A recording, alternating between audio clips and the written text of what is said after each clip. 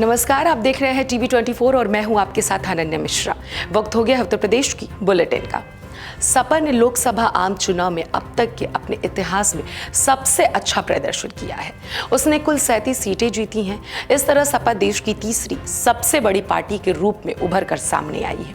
धार्मिक मुद्दों के बजाय जातीय गोलबंदी और युवाओं और यादव मुस्लिमों पर कम दांव की रणनीति से सपा को यह सफलता मिली है।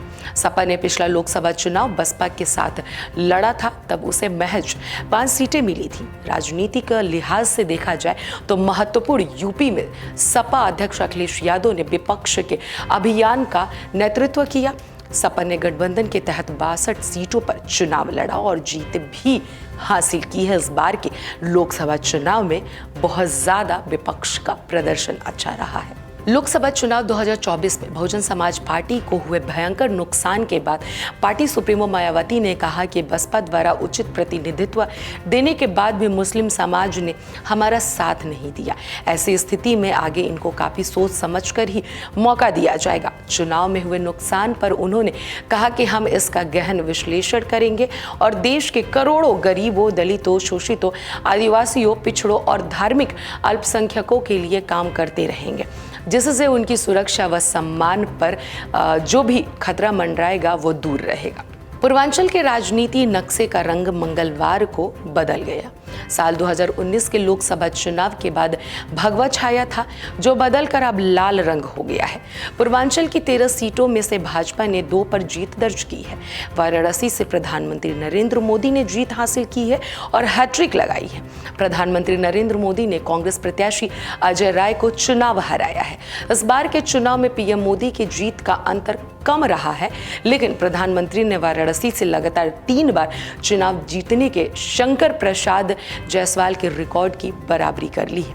देश के दूसरे ऐसे प्रधानमंत्री बन गए हैं जो एक संसदीय सीट से तीसरी बार सांसद चुने गए हैं।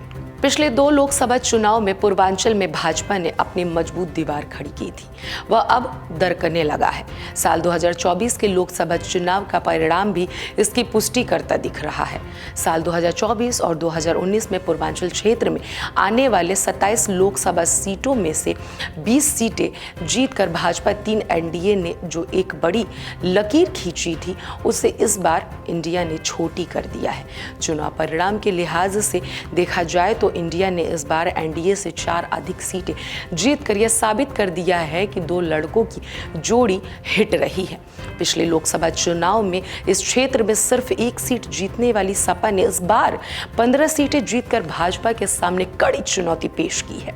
वहीं कांग्रेस ने पूर्वांचल क्षेत्र के इलाहाबाद जीतकर इंडिया को मजबूती दी है।